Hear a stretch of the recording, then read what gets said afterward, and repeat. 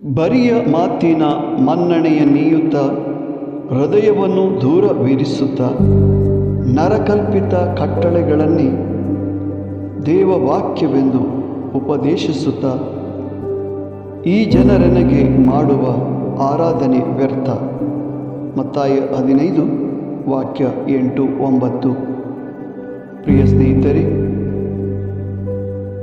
ದೇವರ ವಾಕ್ಯವನ್ನು ಅರ್ಥೈಸಿಕೊಳ್ಳೋಣ, ಅವರ ಉಪದೇಶಗಳನ್ನು ಪಾಲಿಸೋಣ, ಹೃದಯ ಶುದ್ಧತೆಯಿಂದ ಅವರನ್ನು ಆರಾಧಿಸೋಣ ಮತ್ತು ಅವರ ಅನುಗ್ರಹಗಳನ್ನು ಹೊಂದಿಕೊಳ್ಳೋಣ.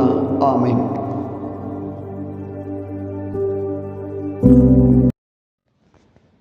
ही परजा आपल्या वंटांनी म्हाका होगळाप दिता, तरी तांचे काळीज म्हजे तावन पयस आसा.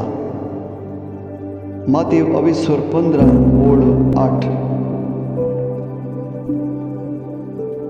देवाचे उपदेश सोडणं, मनशांनी केल्ले संप्रदाय पाळून आमी देवतावन पयस आसा.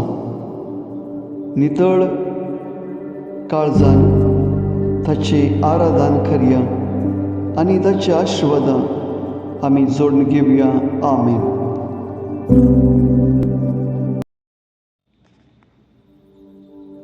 These people honors me with their lips, but their hearts are far from me. Matthew chapter 15 verse 8. Have a beautiful and blessed day, my dear friends.